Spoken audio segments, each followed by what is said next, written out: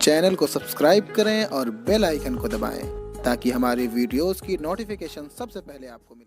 من الشيطان الرجيم بسم الله الرحمن الرحيم وإن تعدوا نعمة الله لا تحصوها إن الله لغفور رحيم وقال النبي صلى الله عليه وسلم فليقل خيرا أو ليصمت وقال الشاعر الصوت زين والسكوت سلامة الصوت زين والسكوت سلامة فإذا نطقت فلا تكن مختارا۔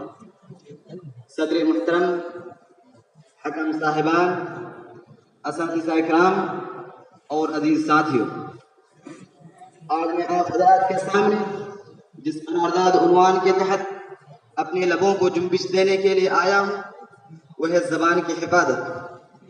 محترم سامعین، ہر محفل کا ایک صدر ہوتا ہے، ہر جماعت کا ایک سردار ہوتا ہے، ہر ملک کا ایک نمائندہ ہوتا ہے، ٹھیک اسی طرح زبان پورے جسم کے رئیس و نمائندہ ہے۔ دل و دماغ میں کیا چل رہا ہے اسے منظر عام پر لانے والی شے زبان ہے۔ پورے اعضاء کی تکلیف و پریشانی کو ظاہر کرنے والی چیز زبان ہے۔ ذائقہ خورد و نوش کا مدار و محور یہی زبان ہے۔ مومن و کافر، مخلص و کینہ پرور، دوست و دشمن کی زبان میں فرق اسی سے ہوتی ہے۔ معیار عقلی و اخلاقی، شرافت و دیانت کے بھی پتہ زبان دیتی ہے۔ قیامت کے دن بار تعالیٰ پورے جسم کو زبان بخشیں گے اور وہ اپنے ذریعے کیے گئے اعمال کو بتائیں گے۔ الغرب، اللہ کی طرف سے عطا کردہ بیش بہا نعمتوں میں سے ایک نعمت زبان ہے۔ اسی زبان سے کوئی کفر کا ارتکاب کرتا ہے تو کوئی جاکونی کے عالم میں لا الہ الا اللہ کا اقرار کرتا ہے۔ محترم حضرات، زبان کی حفاظت کیوں ضروری ہے؟ کیا اس کو آزادی کا حق حاصل نہیں ہے؟ یقیناً آزادی ہے، مگر ہر چیز کا ایک محدود دائرہ ہے جس کے اندر اس کو مکمل آزادی حاصل ہے۔ اسی طرح زبان کا بھی حال ہے، اور زبان کی آزادی کا دائرہ اچھی بات تک ہے، اس کی حفاظت غلط اور فضول باتوں سے کرنی ہے، کیونکہ شیریں زبان رکھنے سے ایک انسان بڑا سے بڑا کام بآسانی کر لیتا ہے، سخت سے سخت دل کو موہ لیتا ہے، مشکل مراحل کو آسانی سے طے کر لیتا ہے، ساتھ ہی ساتھ دلوں کو فتح کر لیتا ہے۔ اللہ کے رسول نے فرمایا الکلمۃ الطیبۃ صدقۃ، اچھی بات کرنا صدقہ ہے، اور بدزبانی انسانی شخصیت کو بربادی کی دہلیز پہ لا کر چھوڑ دیتے ہیں، بلا و مصیبت کی ہوا اس کو نیست و نابود کر دیتی ہے۔ اور آپ جانتے ہیں کہ زبان اللہ کی طرف سے عطا کردہ امانت ہے، فحش اور فضول بات کرنے سے اس امانت کی خیانت ہوتی ہے، اس لیے زبان کی حفاظت ہم پر از حد ضروری ہے۔ اللہ کے رسول نے فرمایا من یضمن لی ما بین لحییہ وما بین رجلیہ اضمن له الجنہ، جو اپنی شرمگاہ اور زبان کی ضمانت دے میں اس کے لیے جنت کی ضمانت دیتا ہوں۔ کسی عربی شاعر نے کیا ہی خوب کہا ہے، جراحات السنان لها اليتام،